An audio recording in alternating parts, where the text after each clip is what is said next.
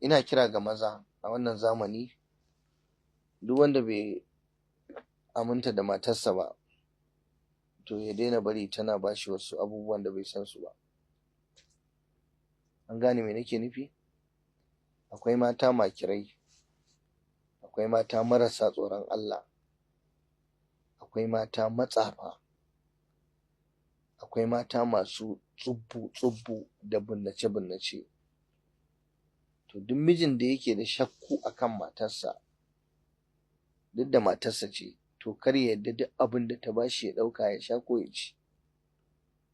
Yanzu kaga da kansu sun faɗa akwai maganin da za su bashi in ya sha to ba zai taɓa jin daɗin alaƙa da wata mace ba in ba wannan ba. To kaga ta zalunce shi. Akwai wadda ma ake cewa ko gida ko mota ko kujerar Makka. Wannan zalunci ne kuma tsafi ne, bai kamata ba. Da haka kowa maza, ku maza a wannan zamani ku yi taka tsantsan dangane da hambuɗe da gare-garen magunguna da a zo a ta loda maka abubuwa baka san asalin su ba. Kurin ka zo ka saki tambayi mace ta zo ta loda maka abubuwa, wallahi za su kai ku su baro. Kuma duk abin da aka baka shi a gidanka baka gamsu da shi ba, ka ce alhamdulillah. Ai wani ya taɓa yi wa matarsa haka, ya kawo kawai ana kawowa zuciyarsa ta rara mai wannan ba abin kirki ba ne. Sai ya ce wance ta zo da sauri ta tsuguna mai ladabi ita. Ya ce bismillah. Ta ce kamar ya ce ki ci. Ta ce a'a, ai naka ne ba na wani na ci nawa. Ya ce a'a ki taɓa dai. Yayi matan nan ta ƙi ta ci. A shi malam wani bala'in ne aka kimtsa masa. Na gaya maka dai ka kula, wasu matan ba su da kirki, sai addu'a Allah kare mu daga sharri. Mata Allah ya mana afuwa da lamarin mata. Ya an sha hira ya manta sai ta zo ta zauna a nan bayansa. Kujera ce sai aka zo aka zauna a bayansa a nan.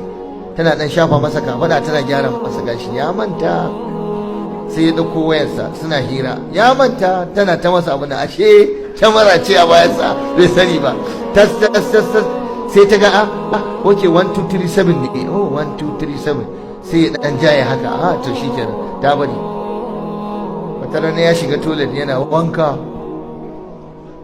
kawai ta dauka 1237 ta bude ba inda bata shiga ba. A shiga hotuna, a shiga gallery, a shiga text message, a shiga wane ne, a shiga waye. WhatsApp din sama ya sa mata security ta da gannawa ta shiga. Duk lambar da ta ga ba a sa cikakken suna ba, an sa KDH. Oh Khadija ne bana dauka Khadija ne. In an ta sa an sa MRY. Oh Maryam. In an sa B kaza to binta ce kaza. Duk irin wannan kin san namiji in zai yi saving din lambar budurwa ko wata baya sa sunanta cikakke, wani dabara yake yi. Yau fa ina ta ba ku sirri kyauta. Dabara yake sai ya sa wasu lambobi ba za a gane ba.